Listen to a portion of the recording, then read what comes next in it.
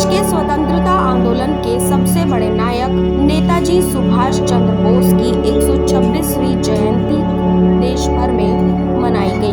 पूरा देश इस दिन को पराक्रम दिवस के रूप में मनाता है। नेताजी ने तुम मुझे खून दो मैं तुम्हें आज़ादी दूंगा जैसे कई नारों से देश की आज़ादी की लड़ाई में लोगों के अंदर नई ऊर्जा भर दी। नेताजी के 126वीं जयंती पर उन्हें याद करते हुए नोएडा स्थित मारवा स्टूडियो में a talk on Netaji Subhash Chandra Bose an influential freedom fighter कार्यक्रम का आयोजन किया गया। दीप प्रज्वलन के साथ कार्यक्रम की शुरुआत की गई। कार्यक्रम में मुख्य अतिथि डॉक्टर भुवन लाल प्रसिद्ध लेखक मौजूद रहे। ICMEI के संस्थापक डॉक्टर संदीप मारवा ने नेताजी सुभाष चंद्र बोस की 126वीं जयंती पर उन्हें याद करते हुए कहा कि नेताजी अकेले ऐसे व्यक्ति हैं जिन्हें पूरी दुनिया में लोग कभी भी और कहीं भी याद करते हैं। मैं नेताजी से बहुत प्रभावित हुआ हूँ। नेताजी की टोपी के बारे में उन्होंने कहा कि ये आम टोपी नहीं है, इसमें बहुत ऊर्जा है। नेताजी की जिंदगी और उनका देश के लिए त्याग युवाओं के लिए आज भी प्रेरणादायक है। हमें उनके जैसा बनने की कोशिश करनी चाहिए। प्रसिद्ध लेखक भुवन लाल ने कहा कि सुभाष चंद्र बोस ने भारत के लिए पूर्ण स्वराज का सपना देखा था। भारत को गुलामी की बेड़ियों से आजाद कराने के लिए उन्होंने कई आंदोलन किए। जब तक नेताजी रहे तब तक हुक्मरान चैन की नींद नहीं सो पाए। नेताजी हुकूमत यानी एक ऐसी सरकार के खिलाफ लोगों को एकजुट कर रहे थे जिसका सूरज कभी अस्त नहीं होता था। उन्होंने नेताजी के बारे में बहुत सारी बातें और जानकारियां साझा की। कार्यक्रम में प्रश्न उत्तर का सत्र भी रखा गया जिसमें कई लोगों ने भुवन लाल और संदीप मारवा से प्रश्न किए और प्रश्नों के जवाब पाए। कार्यक्रम में आए अतिथि डॉक्टर भुवन लाल को ICMEI के संस्थापक संदीप मारवा द्वारा मोमेंटो देकर सम्मानित किया गया। कार्यक्रम में मौजूद अन्य अतिथियों को भी संदीप मारवा द्वारा सर्टिफिकेट दिया गया। कार्यक्रम के अंत में Sushil Bharti, director of broadcasting Marwah studios द्वारा उपस्थित अतिथिगण का धन्यवाद ज्ञापन भी किया गया। सर, क्या कुछ कहना चाहेंगे नेताजी सुभाष चंद्र बोस के लिए?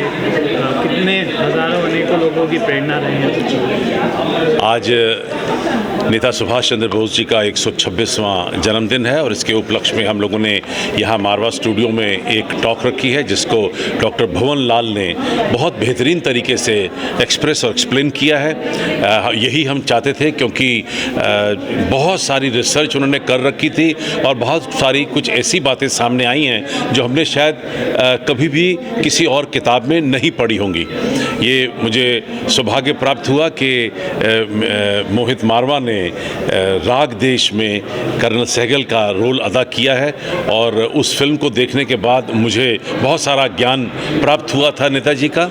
नेताजी को 2016 में ये कैप मुझे दी गई थी और मैंने उसी दिन नेता सुभाष चंद्र बोस फोरम यहाँ पर AFT में शुरू किया था। हम चाहते हैं कि उनकी जो आइडियोलॉजी है, उनकी जो सोच है वो हमारे बच्चों में पहुँचे और बच्चों में वही जज्बा, देश के प्रति जोश, लगन, मोहब्बत वो जो है वो हमेशा जागृत रहनी चाहिए कि जिस ओर चले हम मस्ती में झुक जाए उधर अंबर भूतल, आज़ाद वतन के वाशिंदे हर गीत हमारा है बादल।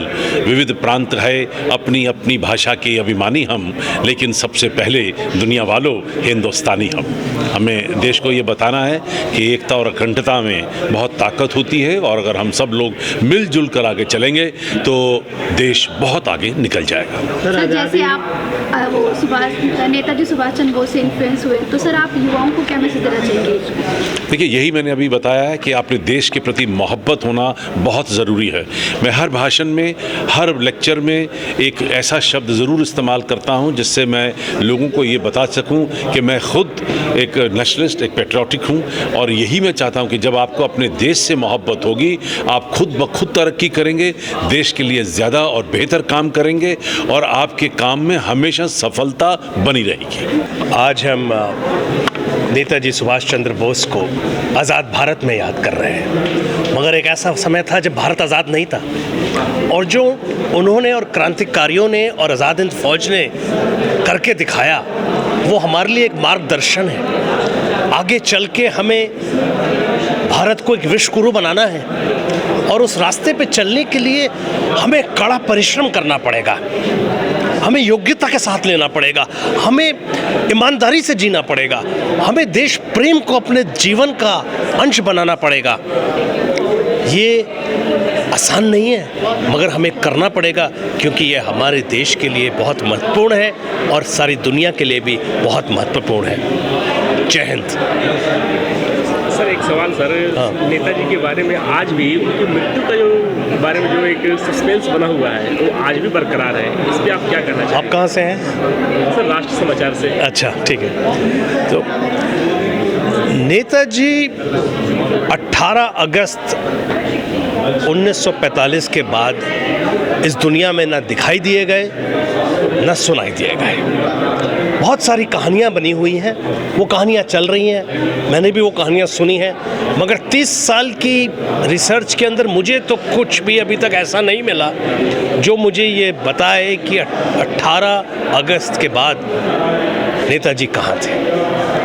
सर नेताजी ने बहुत से संदेश दिए, बहुत युवाओं को जागरूक किया, लेकिन आज क्या समझते हैं कि युवाओं को दोबारा से उनको समझने की, विचार करने की ज़रूरत है? बिल्कुल है।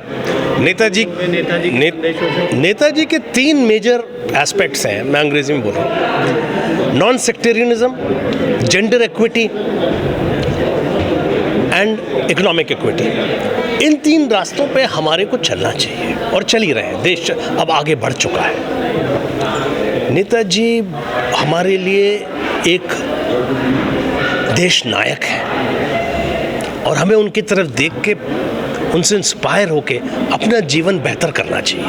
कार्यक्रम के बारे में क्या कहना चाहेंगे आप? आज का कार्यक्रम एक ऐसा कार्यक्रम है जिसने हमारे पूरे बदन में एक स्फूर्ति और खून का दौर दौड़ा दिया दोबारा। जो सच्चाइयाँ आज हमें पता चली हैं, कुछ पता चलने लग गई थी नेताजी के बारे में, उसने हमारी आंखें खोल दी हैं और रोंगटे खड़े कर दिए हैं। इसको सुनने के बाद देश का कोई भी युवा अगर स्थिर बैठ जाएगा तो मैं अपना नाम बदल दूंगा। ये आज का जो छोटा सा कार्यक्रम बेशक था, पर जो था बहुत मायने रखता था। नेताजी सुभाष चंद्र बोस की सच्चाई, भारत को आज़ादी कैसे मिली, भारत की आज़ादी के बीच में अड़चनें क्या थीं और सच्चाई क्या थी, अब पता चली है।